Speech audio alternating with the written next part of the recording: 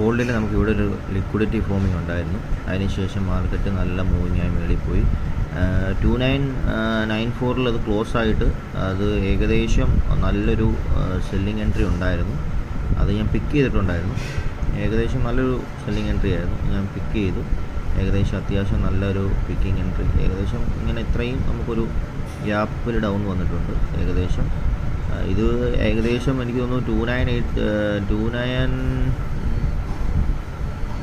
എത്രയിൽ ഇത് ക്ലോസ് ചെയ്യുമോ എന്നുള്ളത് ഒരു ചെറിയ ഡൗട്ടുണ്ട്.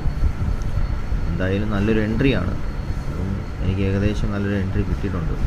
നമുക്ക് നോക്കിയിട്ട് പിന്നെ ബാക്കിയുള്ള കാര്യങ്ങൾ നമുക്ക് കറക്റ്റായിട്ട് നോക്കാം. ഓക്കെ, നെക്സ്റ്റ് ഒരു അപ് ട്രെൻഡിനുള്ള സാധ്യത വളരെ കുറവാണ്.